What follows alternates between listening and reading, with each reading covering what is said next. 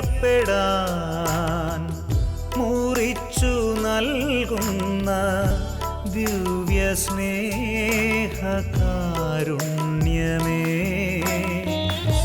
അൾത്താരയിൽ നിന്നും അകതാരിലേക്ക് ഒഴുകും സ്നേഹപ്രവാഹമേ, ഒഴുകും സ്നേഹപ്രവാഹമേ.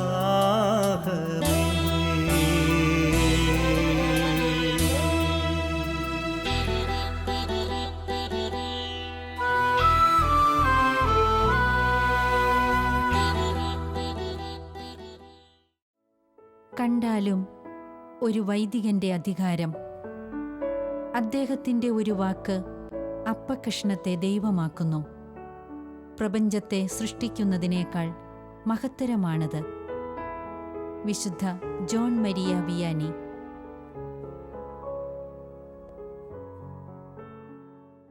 ഈശോയിൽ സ്നേഹമുള്ളവരെ, ബലിയും ജീവിതവും എന്ന ഈ പ്രോഗ്രാമിലേക്ക് ഏവർക്കും യേശുവിൻ്റെ നാമത്തിൽ ഹൃദ്യമായ സ്വാഗതം. അനുഭവവേദ്യമായ ബലിയർപ്പണത്തിന് വിശുദ്ധ കുർബാനയെക്കുറിച്ചുള്ള ശരിയായ അറിവ് ആവശ്യമാണ് എന്ന് നമ്മൾക്കറിയാം. ഓരോ ആഴ്ചയും വിശുദ്ധ കുർബാനയുടെ വിവിധ വശങ്ങളെക്കുറിച്ച് നമ്മൾ പഠിപ്പിച്ചുകൊണ്ടിരിക്കുകയാണ്. ക്രൈസ്തവ ജീവിതത്തിൻ്റെ കേന്ദ്രമാണ് വിശുദ്ധ കുർബാന എന്ന് നമ്മൾ കണ്ടു കഴിഞ്ഞു. നമ്മുടെ വിശ്വാസ ജീവിതത്തെ മുഴുവൻ നമ്മൾ കേന്ദ്രീകരിച്ചിരിക്കുക ഈ കുർബാനയിലാണ്. അതുകൊണ്ട് കുർബാനയെക്കുറിച്ചുള്ള യഥാർത്ഥ അറിവ് ഉണ്ടാകുവാനായി പരിശുദ്ധാത്മാവിൻ്റെ കൃപ നമ്മൾക്ക് ചോദിക്കാം. വിശ്വാസത്തിൻ്റെ രഹസ്യമായ കുർബാനയെ മനസ്സിലാക്കണമെങ്കിൽ ദൈവാത്മാവിൻ്റെ വലിയ കൃപ നമുക്ക് കൂടിയേ തീരും. പരിശുദ്ധാത്മാവിൻ്റെ കൃപയാൽ വിശുദ്ധ കുർബാനയിലുള്ള വളരെ പ്രധാനമായ ഒരു കാര്യത്തെക്കുറിച്ചാണ് നമ്മൾ ഇന്ന് വിചിന്തനം ചെയ്യുക. കുർബാന തരുന്ന ഉത്ഥാന അനുഭവം, അല്ലെങ്കിൽ വിശുദ്ധ കുർബാനയിൽ ഉത്ഥിതനെ അനുഭവിക്കാൻ എങ്ങനെയാണ് നമുക്ക് സാധിക്കുക? നമുക്കറിയാം, ക്രിസ്തുവിൻ്റെ സാന്നിധ്യം കുർബാനയിൽ ഉത്ഥിതൻ്റെ സാന്നിധ്യമാണ്. പീഡ സഹിച്ച് മരിച്ച് ഉത്ഥാനം ചെയ്ത യേശുവാണ് ഇന്ന് കുർബാനയിൽ സന്നിഹിതനായിരിക്കുക.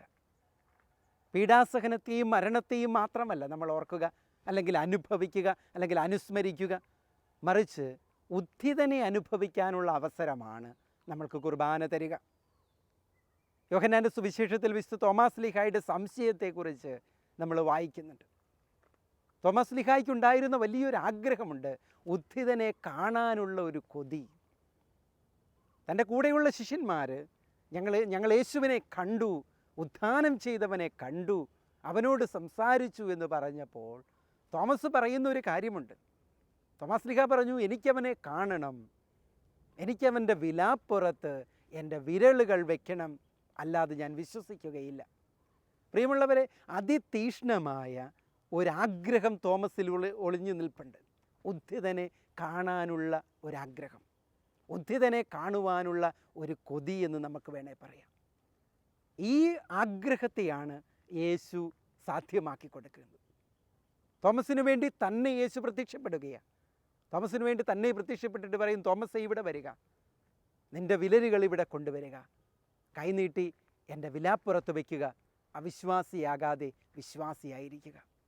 അവിടെ തോമസ് ലീഹ പറയുന്നൊരു കാര്യമുണ്ട്, തൻ്റെ വലിയ വിശ്വാസ പ്രഘോഷണം, എൻ്റെ കർത്താവേ, എൻ്റെ ദൈവമേ. പ്രിയമുള്ളവരെ, ഓരോ കുർബാനയിലും തമ്പുരാൻ ഈ ക്ഷണമാണ് നമുക്ക് തരിക. നീ എൻ്റെ അടുത്ത് വരിക, എൻ്റെ മുറിവുകൾ കാണുക, എന്നിട്ട് അവിശ്വാസിയാകാതെ വിശ്വാസിയായിരിക്കുക. കുർബാനയിൽ ഉദ്ധിതനെ കാണാനും ഉദ്ധിതനെ അനുഭവിക്കുവാനും നമുക്ക് സാധിച്ചേ പറ്റും. കാരണം കുർബാന ഒരു ഉത്ഥാന അനുഭവമാണ് വിശ്വാസിക്ക് തരുന്നത്. ഉത്ഥാന അനുഭവം ഉണ്ടാകണമെങ്കിൽ എന്തുണ്ടാവണം? യേശുവിൻ്റെ ജനന, ജീവിത, പരസ്യജീവിത, മരണങ്ങളിൽ നമ്മൾ പങ്കെടുത്തിരിക്കണം. നമുക്ക് പങ്കു ചേർന്നിരിക്കണം, അനുഭവിച്ചിരിക്കണം. ഉത്ഥാനത്തെ മനസ്സിലാകണമെങ്കിൽ യേശുവിൻ്റെ പീഡാസഹനത്തെ മനസ്സിലായിരിക്കണം. ഉത്ഥാനത്തെ മനസ്സിലാകണമെങ്കിൽ യേശുവിൻ്റെ പരസ്യജീവിതത്തെക്കുറിച്ച് നമ്മൾ അറിഞ്ഞിരിക്കണം. രക്ഷകനെ അറിയാതെ, രക്ഷകൻ്റെ ജീവിതത്തെക്കുറിച്ചറിയാതെ, രക്ഷകൻ്റെ സഹനങ്ങളെ അനുഭവിക്കാതെ, രക്ഷകൻ്റെ മരണത്തെ കാണാതെ അവൻ്റെ ഉത്ഥാനത്തെ അനുഭവിക്കാനായിട്ട് പറ്റില്ല. അതുകൊണ്ടാണ് ശിഷ്യന്മാരൊക്കെ പ്രഘോഷിച്ചത്, നിങ്ങൾ കുരിശിൽ തറച്ച് കൊന്ന ക്രിസ്തുവിനെ ദൈവം ഉയർപ്പിച്ചു. പ്രിയമുള്ളവരെ, ഉത്ഥാനം എന്ന് പറയുന്നത് പീഡാസഹനത്തിൽ നിന്നും വേറിട്ട് നിൽക്കുന്ന ഒന്നല്ല. ഉത്ഥാന അനുഭവം നമ്മൾക്ക് ലഭിക്കുക പീഡാസഹനത്തെക്കുറിച്ച് അറിവിൽ നിന്നാണ്. അതുകൊണ്ട് ഓരോ കുർബാനയും നമ്മളെ ക്ഷണിക്കുക ഈ പീഡാസഹനങ്ങളിലേക്ക് നമ്മുടെ മനസ്സിനെ തിരിച്ചുവിട്ട് യേശുവിൻ്റെ കുരിശിൻ്റെ വഴിയെ ആത്മീയമായി നടന്ന് അവൻ്റെ ഉത്ഥാനത്തിൽ പങ്കുചേരാനുള്ള അവസരമാണ് ഓരോ കുർബാനയും നമുക്ക് തരിക. എമ്മാവൂസിലേക്ക് പോയ ശിഷ്യന്മാരുടെ സംഭവം ലൂക്കായുടെ സുവിശേഷം 24-ാം അധ്യായത്തിൽ വളരെ വിശദമായിട്ട് നമ്മൾ കാണുന്നുണ്ട്. 2004 ഒക്ടോബർ 7-ാം തീയതി ഭാഗ്യസ്മരണാർഹനായ ജോൺ പോൾ രണ്ടാമൻ മാർപ്പാപ്പ എഴുതിയ മാനെ നൊബിസ്കും ദോമിനെ, നാഥ ഞങ്ങളോട് കൂടെ വസിച്ചാലും എന്ന അപ്പസ്തോലിക പ്രബോധനത്തിൽ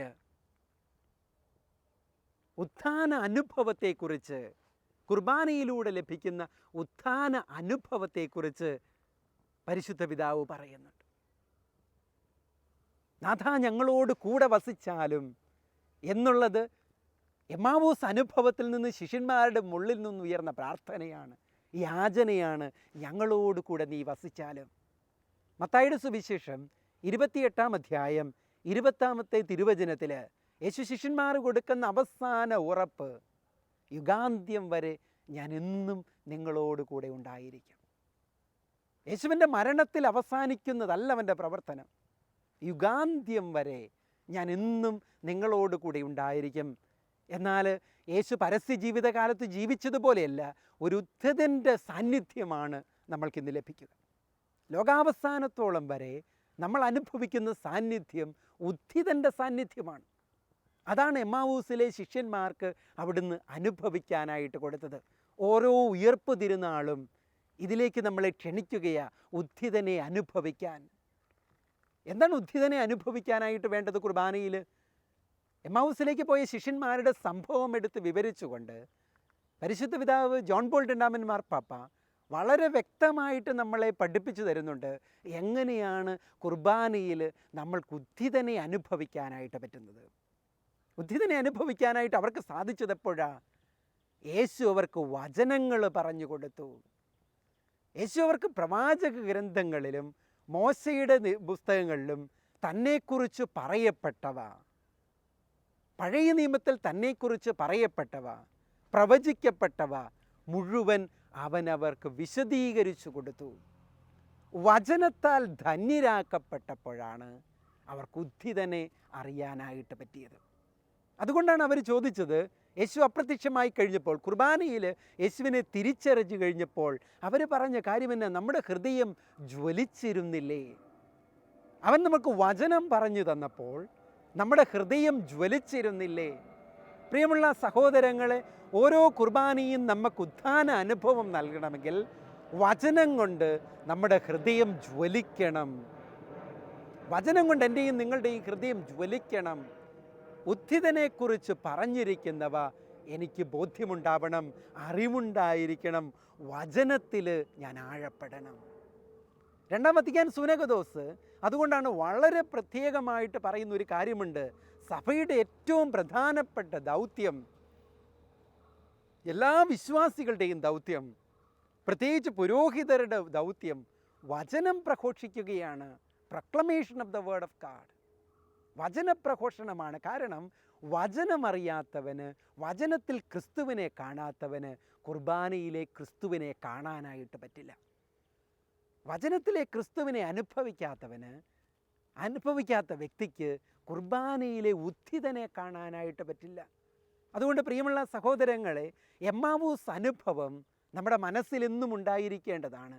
ഈ ശിഷ്യരെ പോലെ വേദനയിൽ, നിരാശയിൽ, അസ്വസ്ഥതയിൽ നമ്മളും നടന്നു നീങ്ങുകയാണ് ഈ ലോകത്തിലൂടെ. എൻ്റെ ജീവിത പ്രശ്നങ്ങളിലൂടെ, എൻ്റെ അസ്വസ്ഥതകളിലൂടെ എത്രയോ പ്രശ്നങ്ങളാണ് നമ്മളെന്നും കേൾക്കുന്നത്. ലോകത്തിൻ്റെ മുമ്പിലുള്ള പ്രശ്നങ്ങൾ എത്രമാത്രമാണ്. ഈ പ്രശ്നങ്ങളിൽ, പ്രതിസന്ധികളിൽ, വേദനയോടുകൂടെ നടക്കുമ്പം ഉദ്ധിതൻ എൻ്റെ കൂടെയുണ്ട് എന്ന അനുഭവം ഉണ്ടാകണമെങ്കിൽ, ഉദ്ധിതനെ തിരിച്ചറിയണമെങ്കിൽ ഞാൻ വചനത്തിൽ ആഴപ്പെടണം. വചനത്തിലുള്ള ക്രിസ്തുവിനെ അറിയണം. പ്രിയമുള്ളവരെ, വചനം പഠിക്കാൻ, വചനം ധ്യാനിക്കാൻ, വചനം ഹൃദയസ്ഥമാക്കാൻ ഒരു വിശ്വാസി എത്രമാത്രം താല്പര്യമെടുക്കണമെന്നാണ് ഈ സംഭവം നമ്മളെ ഓർമ്മിപ്പിക്കുന്നത്, അല്ലെങ്കിൽ എമ്മാവൂസ് അനുഭവം നമ്മളെ പഠിപ്പിക്കുന്നത്. ഈ വചനത്തിൽ ആഴപ്പെടാതെ കുർബാനയെ മനസ്സിലാക്കാൻ പറ്റില്ല. ഈ ക്രിസ്തുവിനെ അറിയാതെ, ക്രിസ്തുവിൻ്റെ വചനങ്ങളെക്കുറിച്ചറിയാതെ, ക്രിസ്തു സഹിച്ച പീഡകളെക്കുറിച്ചറിയാതെ, ക്രിസ്തു പ്രവർത്തിച്ച അത്ഭുതങ്ങളെക്കുറിച്ചറിയാതെ നമ്മൾക്കാർക്കും കുർബാനയിലെ ഉദ്ധിതനെ കാണാനായിട്ട് പറ്റില്ല, ഉദ്ധിതനെ അനുഭവിക്കാനും പറ്റില്ല. അതുകൊണ്ട് നമ്മൾക്കൊക്കെ കുർബാന അനുഭവവേദ്യമാകുന്നില്ലെങ്കിൽ, സജീവമായിട്ട് തോന്നുന്നില്ലെങ്കിൽ, അതിലേക്ക് പോകാനുള്ള ഒരു താല്പര്യം നമുക്ക് തോന്നുന്നില്ലെങ്കിൽ, നമ്മൾ ചിന്തിച്ച് നോക്കണം, ഈ എമ്മാവൂസിലേക്ക് നടന്നു നീങ്ങിയ ശിഷ്യന്മാരെ പോലെ ഹൃദയഭാരവുമായി അസ്വസ്ഥതകളുമായിട്ട് മാത്രമാണോ ഞാൻ നടക്കുന്നത്? എല്ലാം നഷ്ടപ്പെട്ടു എന്നുള്ള ചിന്ത, ലോകത്തിൽ ഒന്നിനു പുറകെ ഒന്നായിട്ട് നമ്മൾ ഓരോ ദിവസവും കേൾക്കാൻ ഇഷ്ടപ്പെടാത്ത കാര്യങ്ങളെക്കുറിച്ച് കേട്ട് അസ്വസ്ഥതരാകുമ്പോൾ ഈ വചനത്തിൽ പറഞ്ഞിരിക്കുന്ന ക്രിസ്തുവിനെക്കുറിച്ച് ഞാൻ ചിന്തിക്കാറുണ്ടോ? ഓർക്കാറുണ്ടോ? ആ വചനത്തിൽ ഞാൻ ജ്വലിക്കാറുണ്ടോ? പ്രിയമുള്ളവരെ, ഓരോ കുർബാനയും നമുക്ക് തരുന്ന അനുഭവം അതാണ്, അവസരം അതാണ്. ഞാൻ മുൻപത്തെ ഒരു എപ്പിസോഡിൽ സൂചിപ്പിച്ചതുപോലെ, ദൈവവചനത്തെ ഹൃദയത്തിൽ സ്വീകരിക്കാതെ, വചന വ്യാഖ്യാനത്തെ മനസ്സിലാകാതെ കുർബാനയിൽ അപ്പത്തിൻ്റെ മേശയിലേക്ക് നമുക്ക് പോകാനായിട്ട് പറ്റില്ല. വചന മേശയിൽ നിന്ന് ഭക്ഷിച്ചതിന് ശേഷം മാത്രമേ അപ്പത്തിൻ്റെ മേശയിലേക്ക് നമ്മൾക്ക് പോകാനായിട്ട് പറ്റുകയുള്ളൂ. അതുകൊണ്ടാണ് കത്തോലിക്കാ സഭയിൽ എപ്പോഴും വചനപ്രഘോഷണം നടത്താനൊരു മേശയും അപ്പത്തിൻ്റെ ശുശ്രൂഷ നടത്താൻ വേറൊരു അൾത്താരയുമുള്ളത്. അതുകൊണ്ടാണ് ഈ വചനത്തിൽ നിന്ന്, വചനമേശയിൽ നിന്ന് ദൈവജനത്തെ ഒരുക്കിയിട്ട് അപ്പത്തിൻ്റെ മേശയിലേക്ക് സഭ കൊണ്ടുപോവുകയാണ്. അപ്പത്തിൻ്റെ മേശ, ഈ എമ്മാവൂസ് അനുഭവം നമ്മളെ പഠിപ്പിക്കുന്നതും കുർബാനയുടെ ഈ രണ്ട് ഭാഗങ്ങളെക്കുറിച്ചാണ്. വചനം കൊണ്ട് അവരെ യേശു ധന്യരാക്കുന്നു, അവരെ പഠിപ്പിക്കുന്നു, അതിനുശേഷം അവരോടൊപ്പം ഇരുന്ന് അപ്പം മുറിക്കുന്നു. അപ്പം മുറിച്ചപ്പോൾ ഉണ്ടായ അനുഭവം നോക്കിയേ, അവർ യേശുവിനെ തിരിച്ചറിഞ്ഞു. വചനവാക്യം വളരെ പ്രത്യേകമായിട്ട് ശ്രദ്ധിക്കണം. അവരെ തിരിച്ചറിഞ്ഞ ഉടനെ അവൻ അപ്രത്യക്ഷനായി. പിന്നീട് അവർ യേശുവിനെ കാണുന്നത് അപ്പത്തിലാണ്, ഉദ്ധിതനെ കാണുന്നത്. ഇതാണ് യേശുവിനെ പഠിപ്പിക്കാനുള്ളതും. ഇത് യേശുവിൻ്റെ സാന്നിധ്യം ബാഹ്യരൂപത്തിൽ അന്വേഷിച്ചാൽ, പ്രിയമുള്ളവരെ, ഒരിക്കലും നമ്മൾ ഉദ്ധിതനെ കണ്ടെത്തുകയില്ല. ഇന്ന് ഉദ്ധിതനെ നമ്മൾ കാണുക വിശുദ്ധ കുർബാനയിലാണ്. ഉത്ഥാനം ചെയ്ത് യേശുവിനെ കാണുന്നത് അവൻ അപ്പത്തിൻ്റെ രൂപത്തിൽ നമ്മുടെ മുമ്പിൽ സന്നിഹിതനായിരിക്കുന്നു. ഓരോ ഉത്ഥാന അനുഭവവും അല്ലെങ്കിൽ ഉത്ഥാന തിരുനാളും നമ്മളെ കുർബാനയിലേക്ക് ക്ഷണിക്കുകയാണ് അപ്പത്തിൽ യേശുവിൻ്റെ സാന്നിധ്യത്തെ കാണാൻ, അപ്പത്തിൽ യേശുവിൻ്റെ ഉത്ഥാനത്തെ അനുഭവിക്കാൻ. ഇനി ഉദ്ധിതൻ മത്തായിയുടെ സുവിശേഷം 28-ാം അധ്യായം 20-ാം വാക്യത്തിൽ പറഞ്ഞതുപോലെ ദൈവത്തിൻ്റെ വചനമാണ്, ലോകാവസാനത്തോളം ഞാൻ നിങ്ങളോട് കൂടി ഉണ്ടായിരിക്കും. എങ്ങനെയാണ്? കുർബാനയായിട്ട്. അവൻ ലോകാവസാനത്തോളം നമ്മളോട് കൂടെ ഉണ്ടായിരിക്കും. അതുകൊണ്ട് പ്രിയമുള്ള സഹോദരങ്ങളെ, ഈ എമ്മാവൂസ് അനുഭവം നമ്മുടെ മനസ്സിൽ മായാതുണ്ടായിരിക്കും. ഈ ശിഷ്യന്മാരെ പോലെയാണ് നമ്മളും. ഈ ഉത്ഥാന ദിവസം നമ്മളും ഈ ശിഷ്യന്മാരെ പോലെയാണ്. വേദനയും അസ്വസ്ഥതയും ഒക്കെയായിട്ട് നമ്മളും ഇങ്ങനെ നടന്നു നീങ്ങുകയാണ്. അവിടെ ആശ്വാസം കിട്ടണമെങ്കിൽ യേശുവിൻ്റെ വചനങ്ങളിൽ ചിന്തിച്ച് കുർബാനയിലെ യേശുവിനെ കാണാനായിട്ട് പറ്റണം. ഈ അപ്പത്തിൽ യേശുവിനെ കാണാനുള്ള, ഉദ്ധിതനെ കാണാനുള്ള, അവനെ തൊടാനുള്ള ഒരു വലിയ അവസരമാണ് കുർബാന നമുക്ക് തരുന്നത്. തോമാസ് ലീഹായെ പോലെ അവനെ തൊടാൻ, അവനെ അനുഭവിക്കാനുള്ള അവസരം കുർബാന നമുക്ക് തരുകയാണ്. ആ ഒരു താല്പര്യത്തോടു കൂടെ വേണം പ്രിയമുള്ള സഹോദരങ്ങളെ ഓരോ കുർബാനയ്ക്കും അണയാനായിട്ട്. അതുകൊണ്ട് കുർബാനയിൽ ക്രൂശിതനെ മാത്രം കണ്ടാൽ പോരാ, ഉദ്ധിതനെ കാണാനും നമ്മൾക്കാവണം. ഉദ്ധിതനെ അനുഭവിക്കാനായിട്ട് നമുക്ക് അവസരം തരികയാണ് കുർബാനയിലൂടെ സഭ നമുക്ക് തരികയാണ്. സീറോ മലബാർ കുർബാനയിൽ സുന്ദരമായ ഒരു സമയമുണ്ട് ഈ ഉത്ഥാന അനുഭവം നമ്മളെ ഓർമ്മിപ്പിക്കുന്നത്. കാഴ്ചവസ്തുക്കൾ സമർപ്പിച്ചതിന് ശേഷം, ബലിപീഠത്തിൽ സമർപ്പിച്ചതിന് ശേഷം ബലിവസ്തുക്കളെ അച്ഛൻ ശോശപ്പ കൊണ്ട് മൂടും. അതിനുശേഷം കൃതജ്ഞതാ പ്രാർത്ഥനയുടെ സമയത്ത്, പ്രാർത്ഥന തുടങ്ങുന്ന സമയത്ത്, അതായത് യുക്കരിസ്റ്റിക് പ്രെയർ, അനാഫ്ര തുടങ്ങുന്ന അവസരത്തിൽ, നാഫ്രയുടെ ആദ്യ പ്രാർത്ഥനയ്ക്ക് ശേഷം അച്ഛൻ ഈ ശോശപ്പ, ഈ തിരുവസ്തുക്കൾ മൂടിയ ഈ ശോശപ്പ മാറ്റി ചുറ്റും, ഈ തിരുവസ്തുക്കളുടെ ചുറ്റും ചുരുട്ടി വയ്ക്കും. ക്രിസ്തുവിൻ്റെ ഉത്ഥാനത്തെ അനുസ്മരിപ്പിക്കുന്ന കർമ്മമാണത്. കുർബാനയിൽ ഉപയോഗിക്കുന്ന അടയാളങ്ങളുടെയും പ്രതീകങ്ങളുടെയും അർത്ഥമറിയാവുന്ന വിശ്വാസിക്ക് ക്രിസ്തുവിൻ്റെ ശൂന്യമായ കല്ലറയെക്കുറിച്ച് ഓർക്കാനും ആ കല്ലറയിൽ മടക്കി വെച്ചിരിക്കുന്ന അവൻ്റെ കല്ലറയ്ക്കകത്ത് ശൂന്യമായ കല്ലറയിൽ മടക്കി വെച്ചിരുന്ന തുണിയെക്കുറിച്ച് ഓർക്കാനും ഉള്ള അവസരമാണ്. ക്രിസ്തുവിൻ്റെ ഉത്ഥാനത്തെ സഭ കുർബാനയിലൂടെ അനുസ്മരിക്കുന്ന അടയാളങ്ങളിലൂടെ കാണിച്ചു കൊടുക്കുന്ന അവസരം. പ്രിയമുള്ള സഹോദരങ്ങളെ, യേശുവിൻ്റെ ഉത്ഥാനത്തെ അനുസ്മരിക്കാതെ ഒരു കുർബാനയും കത്തോലിക്ക സഭയ്ക്കില്ല. അതുപോലെ തന്നെ പരിശുദ്ധാത്മാവിനോടുള്ള പ്രാർത്ഥന പെന്തക്കോസ്തായെ അനുസ്മരിപ്പിക്കുന്നതാണ്. യേശുവിൻ്റെ ആത്മാവ് ഇറങ്ങി വന്ന് എല്ലാവരിലും ആവസിക്കുന്നത് ഉത്ഥാനത്തിന് ശേഷമാണ്. അതുകൊണ്ട് സിറോ മലബാർ സഭയിൽ കുർബാന സ്വീകരണത്തിന് മുമ്പ് കുർബാന സ്ഥാപന വചനങ്ങൾക്കു ശേഷമാണ് പരിശുദ്ധാത്മാവിനോടുള്ള പ്രാർത്ഥന. ഈ ഉത്ഥിതനായ കർത്താവ് പരിശുദ്ധാത്മാവിനെ കൊടുക്കുന്നത് നമ്മൾക്ക് കുർബാനയിലെ അടയാളങ്ങളിലൂടെ കാണാനും അനുഭവിക്കാനുമുള്ള അവസരമാണ്. പ്രിയമുള്ളവരെ, അതുകൊണ്ട് ഓരോ ഉത്ഥാനത്തിരുന്നാളും നമ്മളെ കുർബാനയിലേക്ക് ക്ഷണിക്കുകയാണ്. ഓരോ കുർബാനയും നമ്മളെ ഉത്ഥാനത്തെക്കുറിച്ച് അനുസ്മരിപ്പിക്കുകയാണ്. തോമസിനെ പോലെ നമുക്കും ശാഠ്യം പിടിക്കാം. എനിക്കവനെ കാണണം, അവനെ തൊടണം, അവനെ അനുഭവിക്കണം. നമ്മളുടെ ശാഠ്യത്തിന് മുമ്പിൽ തമ്പുരാൻ തരുന്ന അവസരമാണ് കുർബാനയിൽ അവൻ തിരുവോസ്തിയായി വന്ന് നമ്മളോട് പറയും, നീ എന്നെ കാണുക, എന്നെ തൊടുക, വിശ്വസിക്കുക. പരിശുദ്ധാത്മാവിൻ്റെ കൃപ നമുക്ക് ചോദിക്കാം. ഓരോ ദിവ്യകാരുണ്യത്തിലും ഉത്ഥിതനെ കാണാനുള്ള കൃപ ഞങ്ങൾക്ക് തരണമേ. ഉത്ഥിതനെ കണ്ട സന്തോഷത്തിൽ മഗ്ദലനെയുമൊക്കെ ഓടിയതുപോലെ, സദ്വാർത്ത അറിയിക്കാൻ ഓടിയതുപോലെ, അവനിവിടെ ഇല്ല, ഞങ്ങളവനെ ഉത്ഥിതനെ കണ്ടു എന്നുള്ള സന്തോഷത്തോടുകൂടെ ഓരോ കുർബാനയും കഴിഞ്ഞിറങ്ങാനുള്ള കൃപയ്ക്ക് വേണ്ടി നമുക്ക് പ്രാർത്ഥിക്കാം. ഓരോ കുർബാനയും അങ്ങനെ നോക്കുമ്പം പ്രഘോഷിക്കാനുള്ള ഒരു ഉത്തരവാദിത്വവും നമുക്ക് തരികയാണ്. ഉത്ഥിതനെ കണ്ടു കഴിഞ്ഞാൽ പറയാതിരിക്കാൻ നമുക്ക് പറ്റില്ല. ശിഷ്യന്മാരും എമ്മാവൂസിലേക്ക് പോയ ശിഷ്യന്മാരും പത്രോസും മഗ്ദലനെയും ഒക്കെ ചെയ്തതിതാണ്. ഉത്ഥിതനെ കണ്ടോ ഓടുകയാണ് വിവരം പറയാനായിട്ട്. പ്രിയമുള്ള സഹോദരങ്ങളെ, ഓരോ കുർബാനയിലും ഉത്ഥിതനെ അനുഭവിക്കാൻ നമുക്ക് സാധിച്ചാൽ നമ്മളും നമ്മുടെ സഹോദരങ്ങളോട് യേശുവിനെക്കുറിച്ച് പ്രഘോഷിക്കും. അങ്ങനെ ഒരു ഉത്തരവാദിത്വവും കുർബാന തരുന്നുണ്ട് എന്നുള്ള കാര്യം നമുക്ക് മറക്കാതിരിക്കാം. ഉത്ഥിതനെ കാണാനും അനുഭവിക്കുവാനുമുള്ള കൃപ ഓരോ കുർബാനയിലും ദിവ്യകാരുണ്യനാഥൻ നമുക്ക് തരട്ടെ എന്ന് നമുക്ക് പ്രാർത്ഥിക്കാം. ദൈവം നമ്മെ അനുഗ്രഹിക്കട്ടെ. പരിശുദ്ധ പരമദിവ്യ കാരുണ്യത്തിന് എന്നേരവും ആരാധനയും സ്തുതിയും പുകഴ്ചയും ഉണ്ടായിരിക്കട്ടെ. പരിശുദ്ധ പരമദിവ്യ കാരുണ്യത്തിന് എന്നേരവും ആരാധനയും സ്തുതിയും പുകഴ്ചയും ഉണ്ടായിരിക്കട്ടെ. നിത്യം സ്തുതിക്ക് യോഗ്യമായ പരിശുദ്ധ പരമദിവ്യ കാരുണ്യത്തിന് എന്നേരവും ആരാധനയും സ്തുതിയും പുകഴ്ചയും ഉണ്ടായിരിക്കട്ടെ.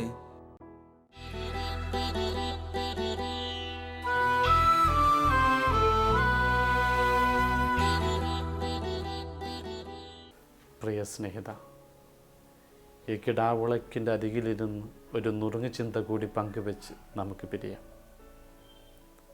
ദിവ്യകാരുണ്യത്തെ ധ്യാനിച്ച് കണ്ണടക്കുമ്പോൾ സ്വയം മുറിച്ച് നൽകി ശൂന്യമാകുന്ന ദൈവത്തിൻ്റെ മുഖമാണ് തെളിഞ്ഞു വരുന്നത്.